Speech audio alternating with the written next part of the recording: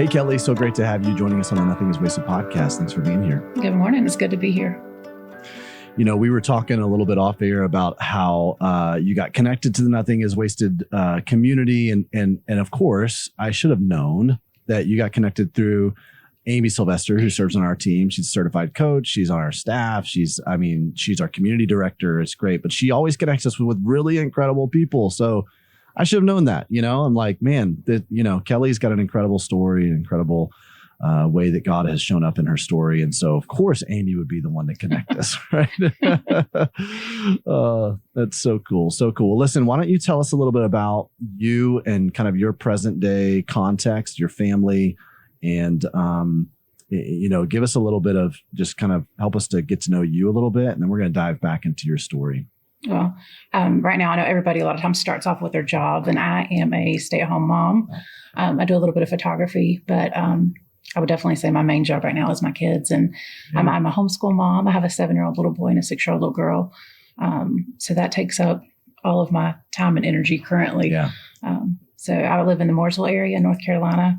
And that's part of the things that connect me to Amy. We knew each other we knew each other through college, and she had grown up in the same area that I live in now. So yeah, that's so cool. You guys were a part of a campus ministry called Campus Outreach, right? That's where you guys knew each other. And so, those of you guys who are familiar with Christy, my wife, her story, she was very much a part of Campus Outreach. She received Christ at 19 in a Campus Outreach event, and that became a critical part of her spiritual journey. I know that that's an incredible ministry that probably plays quite a bit into your spiritual journey as well, as I know Definitely. I've heard from Amy, part of her journey as well. So it's so cool to see all of those kind of webs like coming together, how God does that. It's just a cool thing to see the different connections and how God uses that to leverage the building of the kingdom. Definitely. So again, grateful to have you on the podcast and to share your story with us. Why don't you take a moment and kind of jump back to whatever you would say, like the beginning of, this is when the beginning of my my trial really began, this valley that I've been walking through, and just kind of talk to us about that, share the story with us, and then we'll dive in and just find some different places that we can, see where God has interjected in that. Okay. I would say everything was going great until maybe about 2015. I was doing well. My husband and I got married in 2010. We were very active. We had done things like we did a 5-mile military bud run together. I enjoyed traveling, all the things. And I had my son. Everything went great. And then we decided to either be the smartest or the dumbest people in the world and have our kids very close together.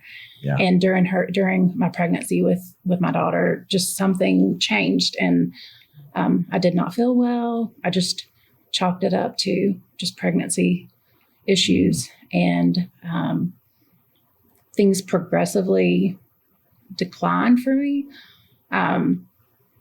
Until I gave birth and the delivery and everything went well. And immediately afterwards, I realized whatever was wrong was still there. I had to be rehospitalized immediately after having her. After going home, we had to go back, and my blood pressure was through the roof, and swelling was out of control.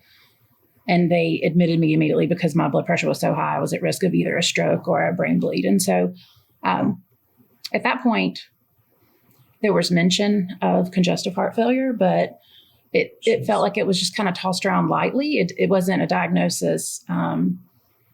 And x-rays were showing some strange things. There was mention of my heart appearing to be flat, a lot of fluid in my lungs, but they got rid of all the fluid and they sent me home and acted as though I was going to be fine and that it was just maybe a postpartum preeclampsia, which I'd never even heard of. So during that time I had read, of course, what you're not supposed to do. I'd gone online, but I'd actually found that wasn't, it might not be often that it happens, but that some women will have congestive heart failure, during pregnancy or after delivery. And so I thought, well, I'll get better. They sent me home and they thought I would. And so for the most part, we went back to what we would consider normal. I had 2 small children at home, and maybe just thought that the lack of energy and the way I felt had something to do with that. Having two small kids that are less than 14 months apart, it wasn't easy, but I thought, well, other people do it, so I should be able to do it. But I would realize that as I would try to carry both of them at the same time, I would feel like I was going to pass out. Oftentimes I would get them into our vehicle and then just have to sit for a while because I was concerned that something bad was going to happen. Right. And so fast forward, it continued like that until a couple years ago. And the decline was very slow. And so maybe it wasn't as noticeable to other people, but for me it was. I thought instead of getting better, I'm getting worse. And I just remember getting to a point where nobody else knew this, but I was stacking pillows at night because when I would lay down flat, I could hear rattling. And I had gotten to the point where I was afraid I wasn't going to wake up the next morning. And so I told my husband one day, I was like, I'm not well. Something's really wrong today, and I need you to take me to the local pharmacy. I just need to check my blood pressure and just see what's going on. So he did. He took me, and of course the machine was broken, and I don't want to bother people or ask for help. And so I just wanted to go in and stick my arm in the machine and be gone, and know what's going on. And I knew better than to leave. And so I went to the pharmacist and said, can somebody help me? I just need somebody to check my blood pressure. And she checked it and said, you need to go straight to your doctor now. Goodness. You're not okay. And at that time, I did not have a primary care physician. Mine had left. And so I just called the local doctor and told them I need to be seen immediately if there was anything they had. And I feel like this was the first major evidence of God's hand that I noticed greatly during the situation, was that he placed me with the right person at the right time that was just interested in helping me and saw what was happening. But when I saw this lady, she said, you need to go straight to the hospital. If you have a ride here, you need to go to the car now. I'm going to call and you need to head there now. And so I didn't want to scare my whole family. We had my 2 kids in the car. So my husband called my mom and she came and met us and he took me to the hospital. And she was aware at that time that I was definitely in congestive heart failure and that I was in urgent need of assistance. So if you want me to keep going, it just... Yeah, I would love... Yeah. So what happened next? You're going to the hospital. You have, obviously you're congestive heart failure. She's understanding this. Yes. So what happened once you got to the hospital? The fluid was out of control, which probably, was a big problem. That was contributing to my lack of energy and ability to do things. Yeah. I think they got like 17 pounds of fluid off of me immediately. Oh my gosh. My blood pressure, of course, was out of control. My oxygen was very low at the time. And when I say very low, it was in the 70s. I was still walking around and doing things, but it was in the 70s. And they admitted me. They kept me for several days, diuresed me, started checking things again, confirmed it was congestive heart failure. But it was just, I wasn't really happy with the care just because I felt like they were doing the same thing that had been done before. They were like, oh, take some Lasix and you'll be fine. It's near the holidays. Maybe you've had too much salt intake. And I'm like, this has been going on for years. This has nothing to do with salt intake. Something's really wrong and they're just going to send me home again. So that's what happened.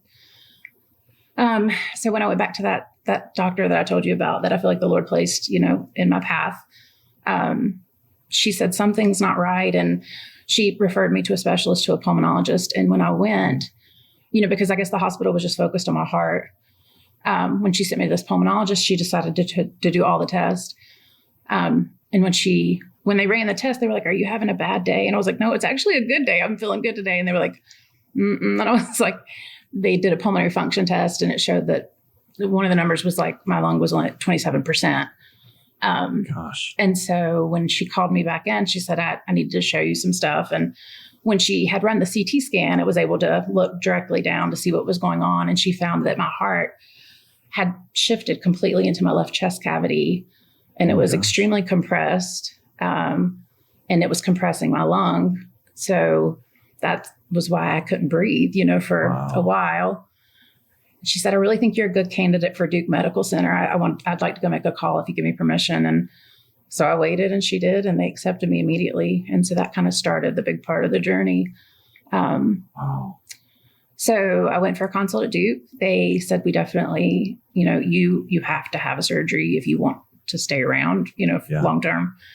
And the plan was for him to go in and crack my sternum, to cut me up, crack my sternum, to cut out parts of my ribs, in an effort to give my heart more space, hopefully to help my heart to maybe migrate back where it was supposed to be and move off of my lung.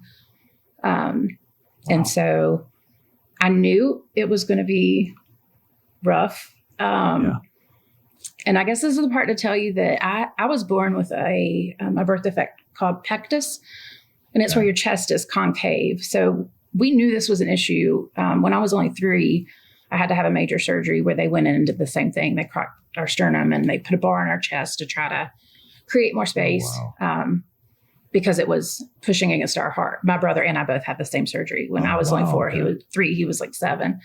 Wow. And we thought it fixed it. And so we did not know for all these years that any of this was happening. I played sports year round, MVP, we were very active. There were no signs. He and I both thought we were lazy. We thought we were out of shape because we couldn't run as much as the other kids, but we excelled. So we didn't think that there was a real issue. Right. We just thought we were slow, or, we didn't know what the deal was. It's funny talking back about it now, but we did not know all of this then. But apparently the surgery did not work like we thought. And instead of my lungs growing back, they did this, and that's what shifted our heart. And, so we scheduled the surgery, and we scheduled it for the following year because we wanted to prep for it. I had to meet with the surgeon. It was a lot of pre-op stuff and all of that. Right. So the surgery was supposed to be at Duke Hospital, which is a couple hours from my house. So it was a big deal. I was going to be leaving my kids, and then COVID happened. So I knew they weren't going to be able to visit me. My understanding was that my husband was going to be able to stay with me because it was a significant surgery that I would require extra assistance. So we went for pre-op, and they let me know that my husband would be dropping me off at the front door and he would not be joining me. So that was the first blow that I was like, man, at least he was going to be with me. I was ready to do it, but and I was only supposed to be gone 3 to 5 days. So my kids were okay. They were going to be with their grandma. I went in and had the surgery, and it was rough. And I think everything would have gone as planned as far as me coming back, except for on the second day, I had some extreme pain in a certain area. And they were like, it's okay. You had surgery. And I'm like, I'm aware of that, but this is a different kind of pain. Like something's wrong. And they kind of blew me off again. And I told my husband, I was like, I feel like somebody's stabbing me. Wow. And he came and moved my shirt and looked, and he was like, I need somebody in here now. Nurses came in. They were like, stay, don't move. They went and called doctors. The bar was trying to come out through, it had come loose. Oh my gosh. And so they were like, you have to go back into surgery. So they had to go back in, intubate me again, put me under. Oh my gosh. And so they sewed it back in, hoping that would be it. And 2 days later, same thing happened. So, so I had to go back into surgery. This time they just ended up removing the bar through my arm instead of going back in and opening me up and doing all that. So I ended up having 3 surgeries in less than 7 days. Like I said, my kids are still at home, and I want to rewind just a little bit. For some reason, as it got closer, I feel like the Lord was working on me in a lot of different things, but I was very fearful that I was not going to come home. I don't know why that feeling was so strong. I think just realizing all the things that they were going to do, the possibility of my heart stopping when they were in there doing all the things, the severity of the situation with the way the surgeon, had discussed how concerned he was. I had written letters to my kids and to my husband just in case, so it was like, I was at that place when I went in. And when I came out of the first surgery, I was so relieved. When it happened again, I had to go back under. I started to worry again. And then the third time I was like, I'm not going home. Like, I don't know what's going to happen, but 3 to 5 days turned into a week, turned into 2 weeks, turned into 3 weeks. And they ended up letting my husband stay after the first few nights because of how bad things were. And that was a blessing to me because I was so fearful of everything that was going on. But my kids, that was the hard part, being away from them for that long. And, my little girl, she was fine. She was probably happy as can be because I'm sure my mom was letting her eat cupcakes and donuts at midnight. But my little boy, he's a little, it broke his heart. And they would say, your mom's coming home this week. And then I didn't. And your mom's coming home this week and you didn't. And they said that the last time they told him, he's like, just don't tell me anymore. Just don't tell me she's coming home. Don't tell me until she's here, And, so anyway, I got to come home, which was a blessing. And, in my mind, everything was going to be great. I was going to go back to the old me. I was going to be active again. And it didn't. The surgery didn't work. And it did alleviate some of the pressure on my heart. But as far as I have chronic congestive heart failure now, and part of my lung is now collapsed, and there's no real fix for it. And so now they think that I have maybe a severely restrictive lung disease. I don't know. They don't know. They can't tell me why my lungs are not functioning any better than they are, but we've had repeat pulmonary function tests at this point and the numbers aren't getting any better. And so that's where we are with it right now. So, man, Kelley. Whew. I did not understand. I didn't know the severity of all of this. I didn't, I share with you off air and I share with our listeners quite a bit that a lot of times I intentionally go into these conversations not knowing a whole lot about people's stories because like I said to you, I want it to be like you and I are having coffee for the first time. I'm hearing your story for the first time and just the impact of it hit me in a very real way. And I'll be honest with you, I'm in a little bit of shock of just what you've gone through, what you're still currently dealing with. So first of all, I just want to communicate to you, I'm so sorry. And I just can't imagine all of that. I can't imagine the emotions, the fear, frustration is such a mild term for what I'm sure you're experiencing, but just like the overwhelming sense of grief and loss from everything that could be or should have been, or how, just all the things you're experiencing. I'd love to hear from you on some of those things. But you mentioned this just fear that as you were there in between surgeries, as you're in the hospital, you're waiting for surgery, you're just thinking you're not going to come home and that, your heart was going to stop. And I know, of course, you've got this back context of your story in terms of your relationship with the Lord. And, you in college, you were part of CO. And so you're learning, obviously like you had a rich relationship with the Lord, but in those moments, what was your conversations with God? What were those like? As you're experiencing this fear, facing this fear, obviously there's had to have been a lot of, and you're alone because initially your husband is not there. So you're not having conversations with him. It's you and the Lord. What was that like? To be honest, I gave my life to Christ when I was young. I was only 5. And of course, there was growth, obviously, since then. And I was close to the Lord and I love the Lord. And I wanted to be, I wanted the story, even at that point, to bring honor and glory to the Lord. Yeah. But my prayer life, if I'm honest, it suffered at different points during it because I knew what I should be praying, but I didn't want to pray those things. Wow, yeah. Starting with my kids, even going into it, I was like, I'm not scared to die. I'm going to heaven. What complaint do I have there? I'm not worried about my husband. He's cute as a button. He's young enough. He'll get remarried. I'm not worried about him.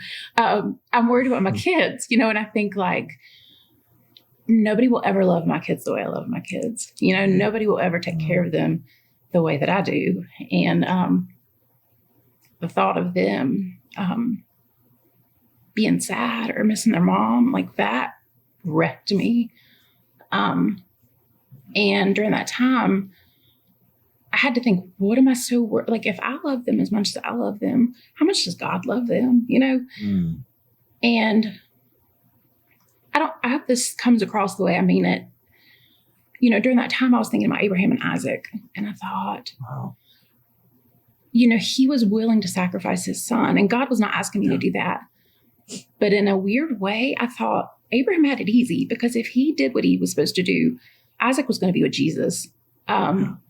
My kids were going to be here in this rotten world without me. And I thought, that's different. Like, that's leaving them to something else. That's not giving them to God. And I feel like the Lord really showed me, though, that I had made my kids an idol in a lot of ways. I had taken a gift that he had given me of something beautiful. My kids are beautiful. They're amazing.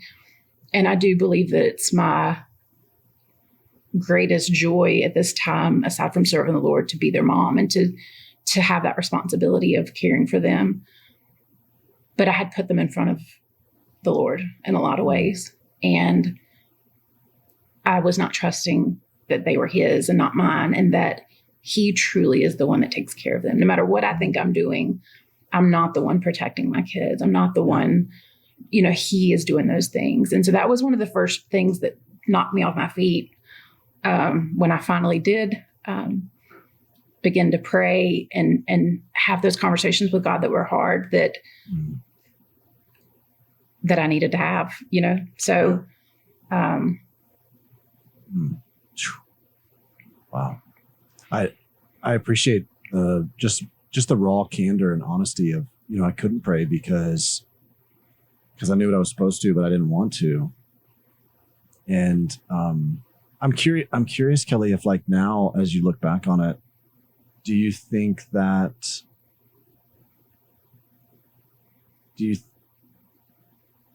minds? You know what I mean? Like, I've asked that question a lot. Like, do you think he minds the fact that you, like, couldn't because you know, like, or if it's like, it sometimes I just wonder, and I'm just, like, externalizing this right now because I feel the same way in a lot of, like, there are a lot of things that impede my intimacy with God in terms of my prayer life, because I'm like, that same exact thought. I know what I should, but I don't want to pray this. And I'm afraid that if I do pray in this way, that, like, somehow it's gonna trigger this string of events that, you know, it's like all of these human fears that we have. And I can totally relate to that in a totally different way, Kelley. But then when I like untangle that, I go, but I wonder if, like, I mean, God already knows that I'm afraid of that. And I wonder if I just tell him, what would that do for my own soul?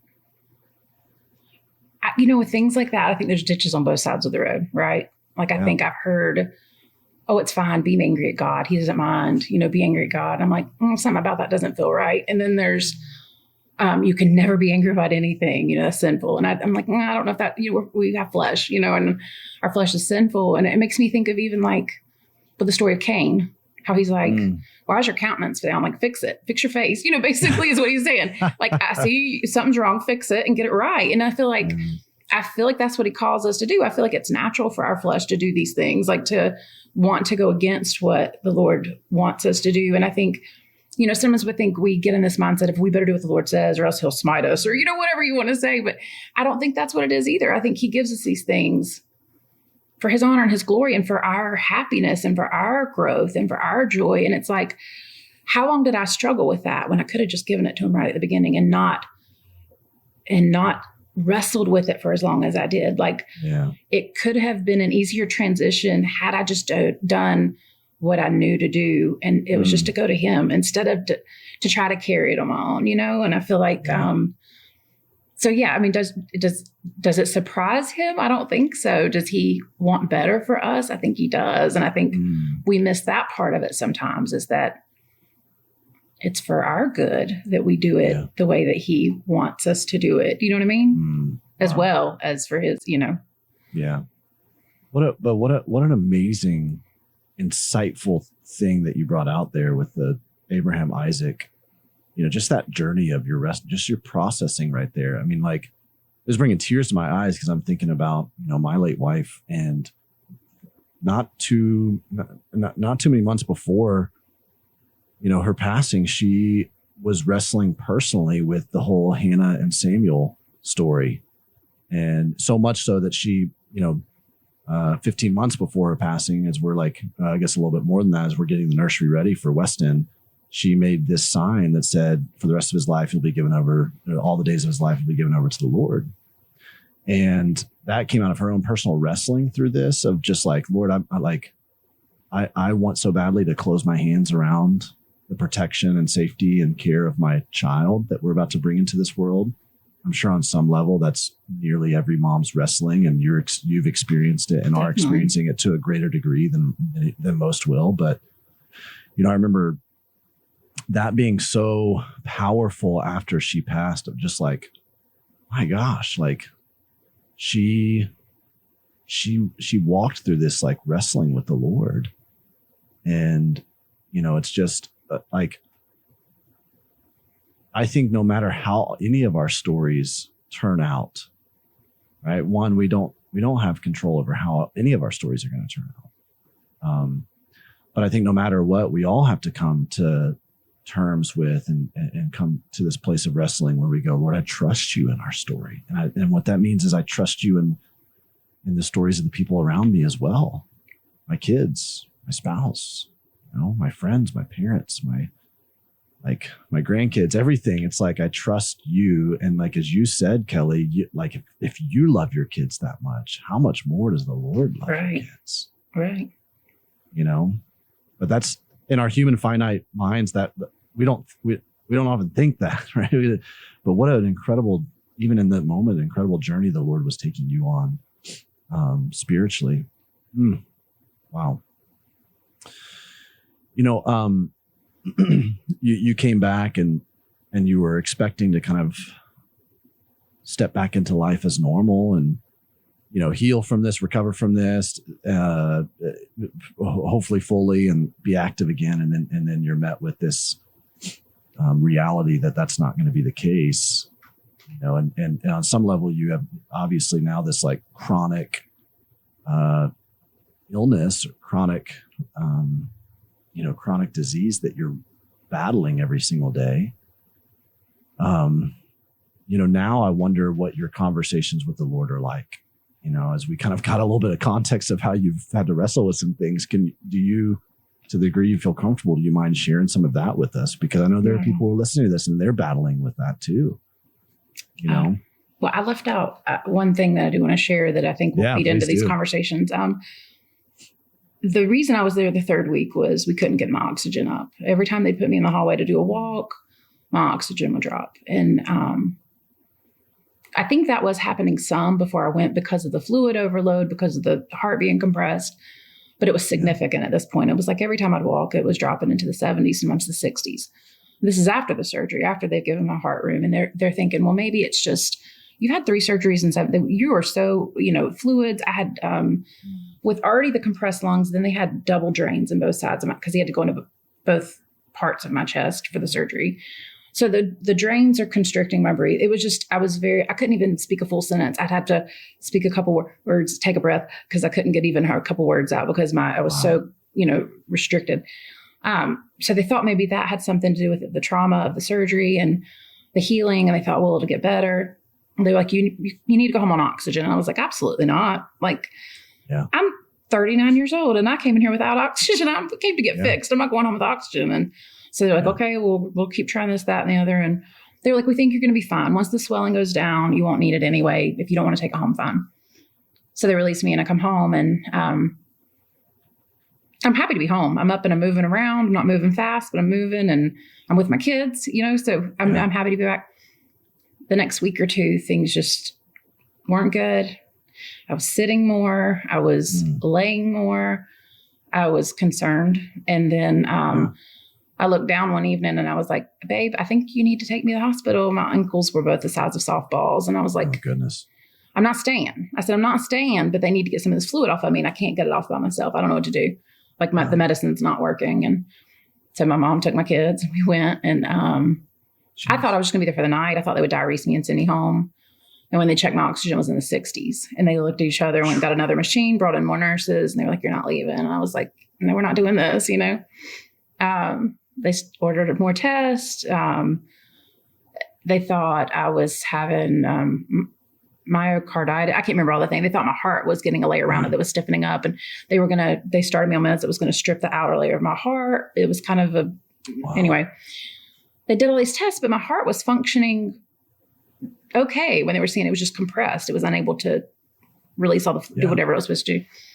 But they wouldn't let me leave. They said, you're not stable. You can't leave. And in the meantime, it's my little boy's birthday. And so, in that there was prayer. There was a lot of prayer because I was like, just get me home for his birthday. Like he's distraught. Like he's devastated. He's having terrible separation anxiety at this point. Somehow my husband and my mom worked it out with the nurses for them to wheel me outside on his birthday, and they got to bring him to me, and I got to see him and hug him. And it was it was a gift from the Lord because it got me through that week, because at that point I felt like I was at the lowest emotionally. As far as I was just sad. I just thought back to the kids, I thought this is like ruining them. That's really what I was worried about. They're going to remember this the rest of their life. I don't want to be sad on his birthday. Anyway, I know that sounds trivial now, but it just, at that point, it was a big deal. And I just was, anyway, I had to go on oxygen. Long story short, we'll just cut that one short. I go home on oxygen. And so at this point, I still have to wear oxygen if I'm active or if I'm sleeping. And so, wow. I would say that's been the biggest, our prayer is just that I get to come off oxygen, that things will still, I know that God could snap his fingers and everything could be healed if that was his plan. Obviously, I don't believe that's his plan. All the tests are showing that nothing is improving, like I told you. And so, but my kids still pray that every time they pray, they say, help mom get off oxygen. And so I'm going to keep praying it too, because I would love for that to happen. But back to what we were talking about, the difficult prayers, I did not. I let them pray it. I did not pray it because I felt like I needed to come to the place where even if he doesn't, you know what I mean? Like, I know you can, but even if you don't, like, I trust you. And I do, but I didn't want to say that. I didn't want to, I felt like that's giving up. I feel like that's letting go of the hope of things, coming back to normal, or me being that active mom playing in the yard with my kids that I had really wanted to be. And I finally fought against praying that until I finally gave in and prayed it. And again, it was like the biggest relief to me to know that there is joy even in this, whether it be a season or whether it be the rest of my life here, that these challenges are present because I'm walking with the Lord and I trust that he's in control, and I know his hands are on this, and I don't know how, but I just pray he uses it for his honor and his glory. And if that's the only reason that it happens, that it's worth it, that's part of the story, and, so I will say that I don't struggle with that anymore. I mean, if he decides to take me tomorrow, I'm okay with that. We don't think that's going to happen. I feel like I'm going to be around for a while. I'm just saying I've completely surrendered this to God, and I have no problem with whatever he sees fit to happen next. It's going to be okay, because what we hope for, that the things that aren't seen, the eternal, not what's temporal. And the Bible talks about our light afflictions being temporal, and that's what this is, So, wow, Kelley, man, you bring up a really good discussion point. Just this idea of the kind of the fine line between surrender and giving up. Like that, they're very drastically different things, and yet they can seem sometimes like the same thing. Your fear was like, if I pray this, if I'm like let my heart get to this place, is this giving up?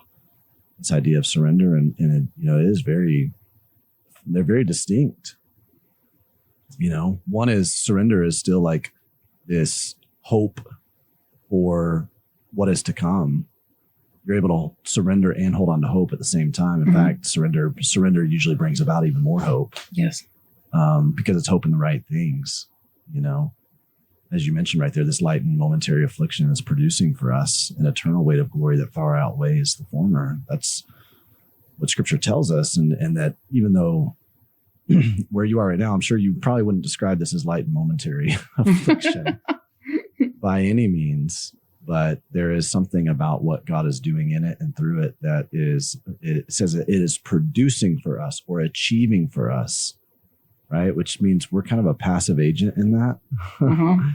It's like it's doing something for us on our behalf that is going to hold in the next world, in the next life, that somehow totally outweighs the suffering that we're experiencing right now. I don't know if I fully understand all that. Well, I think you kind of, the way you even worded that, I think it just reinforced what a big part of it is for me. It's just perspective. It's just, did all this happen? Yeah, it happened, but I did come home. And then do I have to wear oxygen? I do, but guess what? I go to my kids' ball games and I do get out in the yard with them. I have to wear my oxygen, but I do it. And then I think they have learned so much from this. Like, they were the main ones I was worried about ruining. And I feel like they have seen such a part of God that maybe a lot of people don't get to see because it's been so close to home for them. Like, even the other night, my daughter prayed that I come off oxygen. I said, baby, we can still pray for that. And we'll still pray for that. But that might not be God's plan. And that's okay if it's not, because it's reason. And she said, yeah, mommy. She said, you know what? Maybe somebody else has oxygen that you might need to talk to sometime. And I was like, that's right, baby. That might be the only reason. And if that's right, that's okay. Like, if that's, we don't see what he sees. We don't know what his plans are.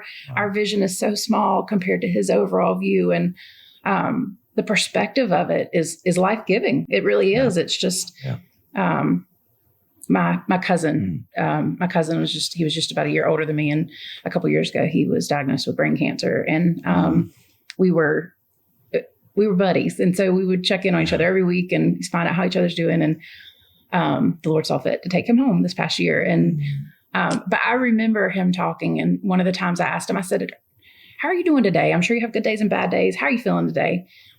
And he said, well, I don't like to say there's bad days. He said, I have good days and then there's not so good days. He said, but today's a good day. And I thought that stuck with me ever since then. And even when Amy and I talked about me coming on here, I thought, Amy, you have had people on here with stories far greater than mine, far more traumatic, I'm fine. I'm here. I'm living life. I'm happy. I have joy. I don't feel like that I'm sitting around suffering. And are there times when I'm disappointed? Yes. The other day, all I did was walk to the car and I forgot to turn my oxygen on and it dropped like into the low 80s. And I wanted to have one of those moments where I just punched the steering wheel. I was like, why? Like, I just want to be able to do normal things. And I thought, why not? If it's going to happen to somebody, why wouldn't it happen to me? I'm thankful if the Lord is allowing this to happen to me, for me to be able to do something to bring honor and glory to him. I'm okay with that. That's not, I don't feel like that's a load too heavy to carry, or I don't know. I just, like I said, I just feel like perspective is a key part of it, Wow. Well, see, even just hearing you say these things, Kelley, like, this is bringing so much encouragement to my heart. You're filling me with hope, and I'm not walking through the same situation as you're walking through. We have drastically different stories. We have drastically different tragedies or trauma that we're dealing with. And yet I'm deriving so much faith and hope through you articulating this. And I know so many people who are listening to this, they are as well. So first of all, I want to dispel any thought that you might have that someone else has a greater story than you, or that why would I, the reason that you're telling this story right now is exactly, it's exactly that. It's that, you kind of like a Moses, like, who am I? Why would I be someone to share this story? And yet what you're doing is you're seeing the perspective of God that we all need to have a window into. We all need that insight. We all need to see God from your perspective. Thank you. Because that shows us something different about God that we haven't seen, and we can learn and glean from that. And then there's people who are walking through similar things as you're walking through, right? They're battling through a chronic illness. They're wrestling through this, like, come on, like, why? And they're taking some people, they're listening to this and they're taking a drastically different approach to it, where they've grown bitter toward God and everybody else, and they're spiraling, and I'm just praying that through them hearing this, that it just snatches them up out of that mindset, that they're able to see the God that you see. They're able to see this big, sovereign, loving Father that in what, for whatever reason, he's chosen to allow this into your life, that he has good purposes and plans for you, and he has good purposes and plans for them, and that they can catch that vision and they can see that perspective. And so, that's why you're here sharing your story right now. And it's an amazing one. I mean, it's profound what God is, the perspective that God has given you through all of this. It's amazing. There are layers of, we talk about layers of grief oftentimes. And, with the news that you've received, the diagnosis you've received, the life that you're living, this even little instances where you're like slamming the car, and like, come on, right? What that is that's like a new level of mourning, right? You're mourning and you're grieving this life that you once had, or that you thought you would have, or the dreams that you had, or and so those are often the subtle grief, the subtle places of grief that people don't acknowledge. And so because of that, they fail to find that perspective that you have found. Can you talk a little bit about, how you've had to mourn through, how you've had to grieve through, some of these activities, the things you enjoyed? I mean, even once being an athlete, I know that this wasn't something you dreamed up of as, one day this is how I'm going to have to walk through life. So what's that grieving process been like for you? I think that it's almost like you think, okay, I'm okay with everything. And I am, I get all that. And then like you said, something will happen. It's almost unexpected. And you'll think, oh, I didn't think about that. Or you'll have the sadness of, oh, I'll never get to do that again. I thought about silly things, like my husband and I were going to go on a cruise, and we were going to do, and I think about little things like that are so silly, that aren't a big deal, but that are, when you're realizing, oh, that's not going to happen now, or I'm probably not going to be able to work that out to do that excursion, or, and I think perspective is the only thing that really brings all those things back into play. I'm like, well, in view of eternity, who cares about that cruise? And I know that almost seems like the easy answer. I think I don't know that I have a really good answer for what you're asking. I don't know. I feel like there will always be things like that happen. Right. Okay. Here's what I think I'll say. I think male and females do this. I don't know. You can tell me if I'm right on this.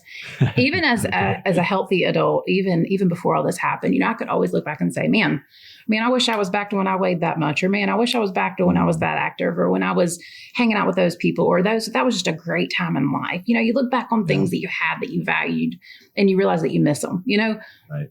I think people do that all throughout their life, whether they've had an experience like this or not, as far as a health issue or losing somebody to care. Everybody can do that. They can look back at life and say, man, I wish I could go back to that. And so I don't feel like this is much different than that. It's just on a different scale. It might be a little bit larger, but it's just, you just look back and think, man, I wish I had that back. Or, and for all the things before this, it was always for a worldly gain. It was always for something temporal. It was always for, why? I mean, why do I want that back? Is it a vanity thing? Is it a, is it a prideful thing? Why do you want those things back? And kind of flipping the switch on that, I had always heard that if you could ever look back at your life and think I was closer to the Lord then than I am now, you're not in a good place. And I've always thought about that. And I've always gone back. We were talking about campus outreach earlier. I was able to go my last year with them to South Africa and spend a summer. And it was the most amazing experience I've ever had. I tried to stay. I tried to tell them to just ship my stuff over. I'm not coming home. And apparently that's not how it worked. So they sent me back. But I have never felt that close to the Lord. I was consistent in my quiet times. I was able to share the gospel with people on a regular basis, like it was my job. Like that's what we did. You know what I mean? We didn't have all these other distractions. And I've always thought about that. That's been 20 years ago. And I was just sharing with somebody the other day, for the first time in 20 years, I can tell you that I'm closer to the Lord than I've ever been. I cannot look back on my life and say I was closer to the Lord then than I am now. And having said that, I feel like I can honestly say I wouldn't change what's happened to me, because that's what the Lord used to bring me back to put my focus back on him. And Wow. I don't know that it would have happened otherwise. And I don't know that there's any other reason for it than that. And if that is the only reason, then it was worth it, because my desire is to love God and love people and just to bring honor and glory to him. And that's it. And it's nothing else matters, And so I don't know if that really answered what you were saying, but of course. Absolutely it does. What just kind of to summarize that, what you're saying is that there are moments that crop up regularly where you have to mourn that again. You go, oh yeah, I didn't think about that. And you have to go through that process. And yet God brings this eternal perspective into each one of those situations where you go, you know what, in light of eternity, in view of eternity, it might seem like a big deal here on earth to maybe not be able to go on an excursion or a cruise, but in light of eternity, it's not that big of a deal. Right. Think about all the excursions we'll get to go on. Right. Right. With perfect bodies. Right. With glorified bodies. Right.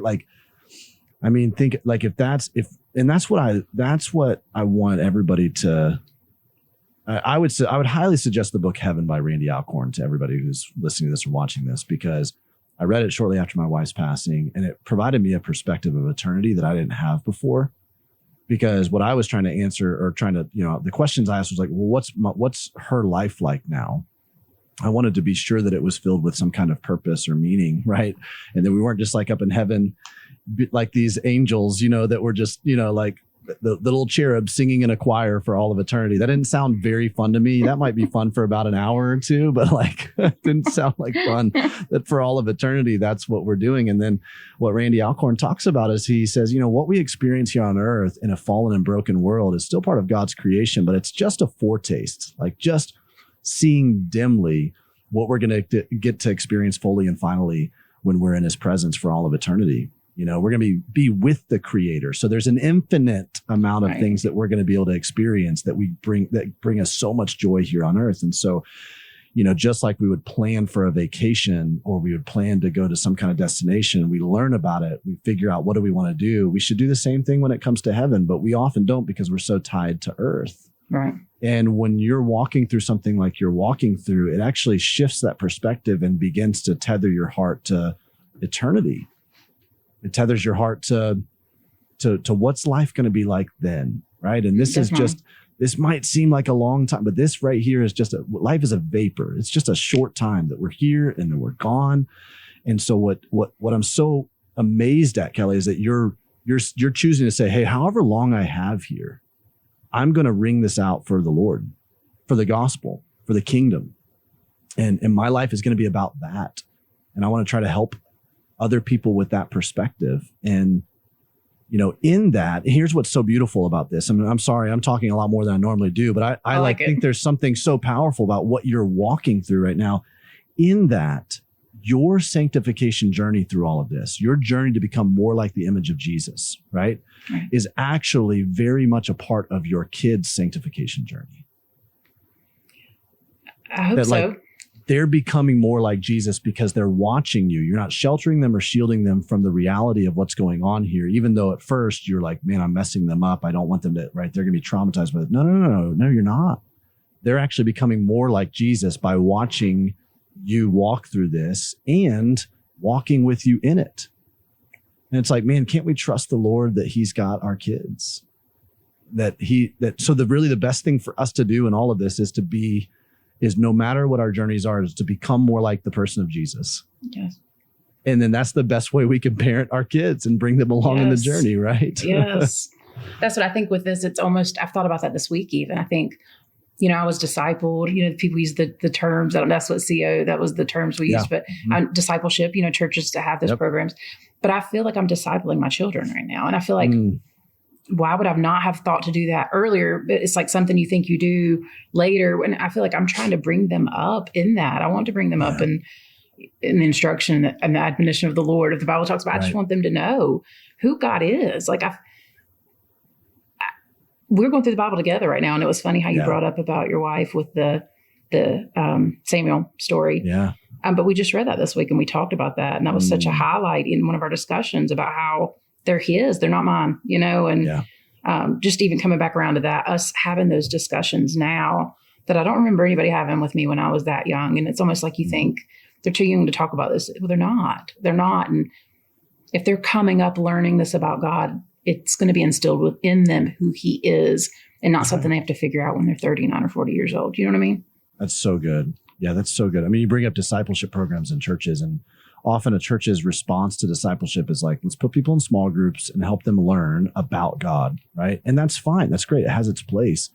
But if you really want to get to the nitty gritty of discipleship, you look at how Jesus, like the rabbi, right? How he called his disciples, and they walked with each other for 3 years. They did life together everywhere he went.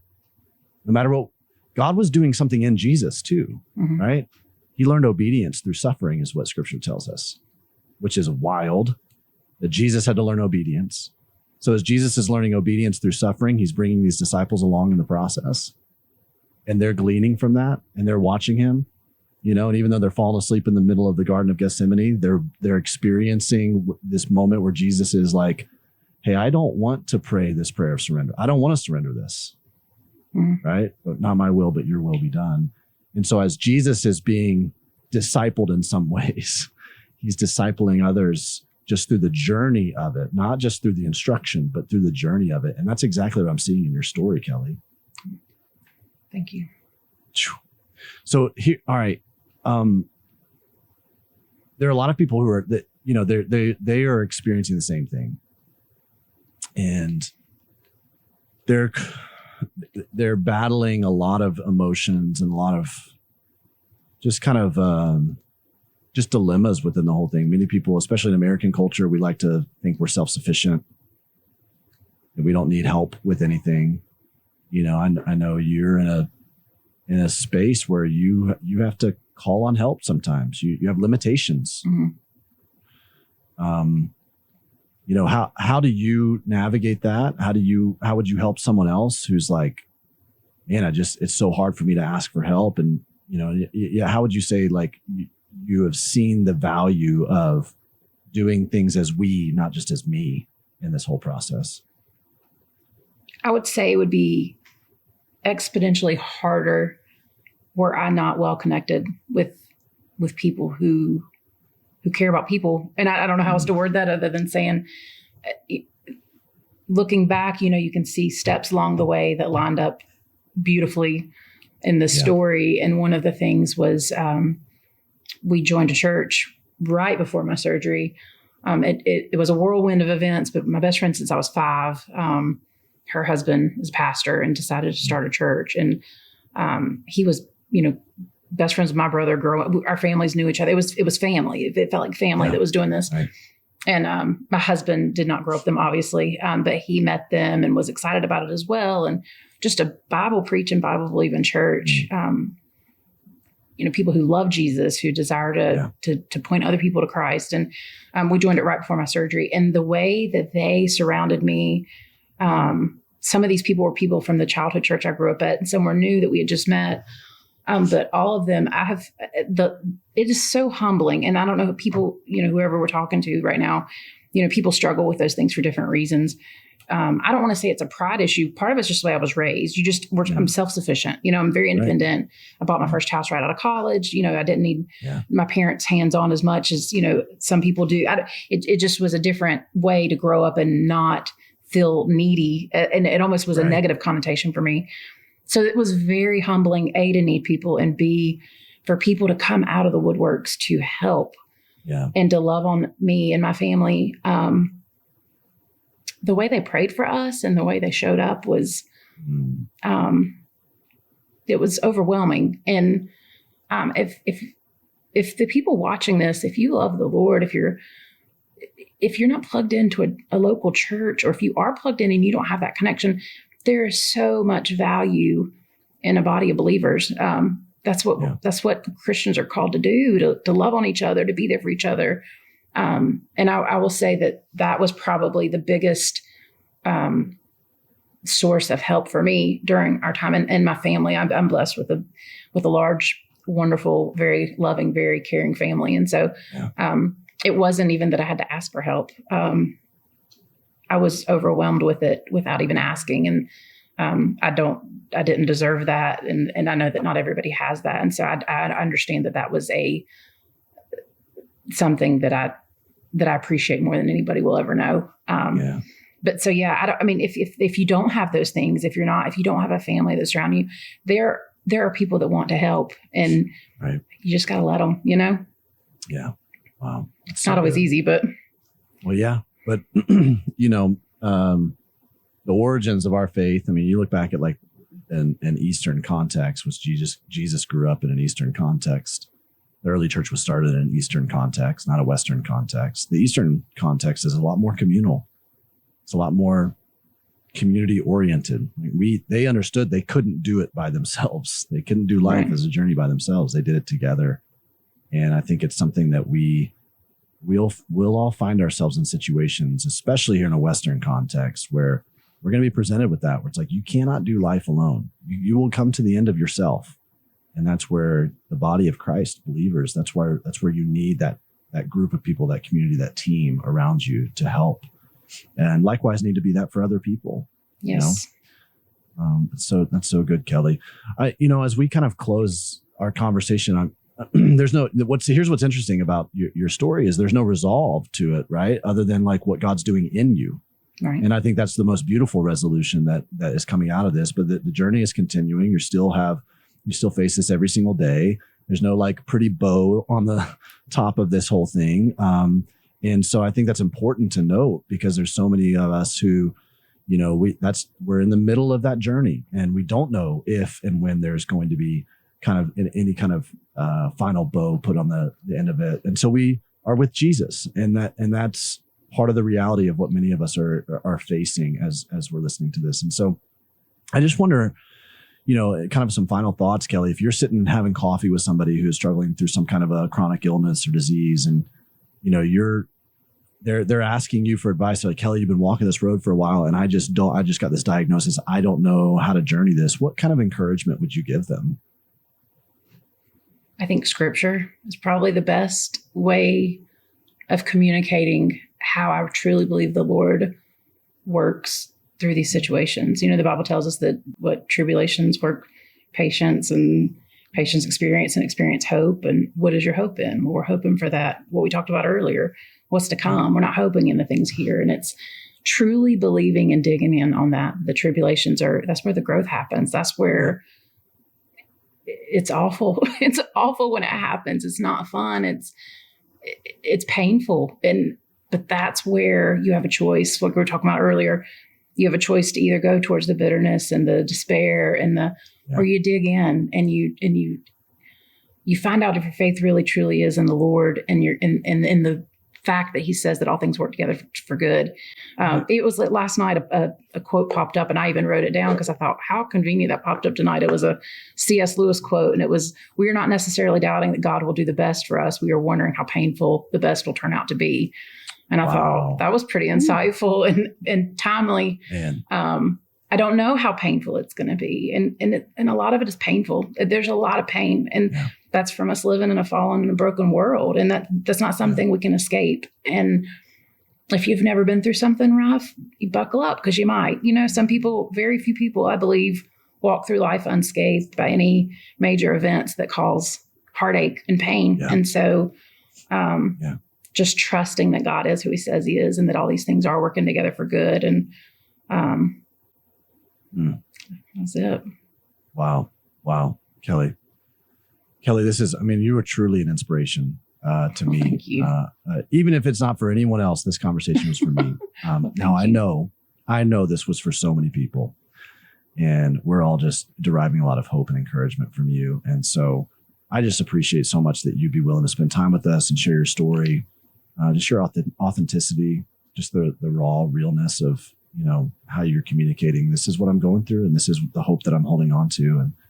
And so thank you so much for that. Thank you so much. We're going to make sure that we put in the show notes, different places that people can connect with you. But, I'm assuming you're on social networks and stuff. Is it, where can we just kind of follow your journey and your life? I'm on Facebook and Instagram. Okay. I post on both of those a little bit, so anybody can get in contact with me there. Sounds great. Well, we'll put that in the show notes. And, Kelley, thank you so much for spending time with us and sharing your story, and just really, really encouraged by you. So thank you for being real with us. Thank you for having me. Hey friend, if you liked this episode, be sure to like and subscribe so that you can stay in the loop every time Nothing is Wasted releases a piece of content here on this YouTube channel.